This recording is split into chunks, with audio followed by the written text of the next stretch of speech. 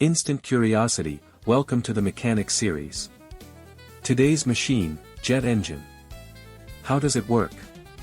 Jet engine, also known as thrust engine, is an aviation engine that heats the air it takes from the atmosphere by compressing it and burning it with jet fuel.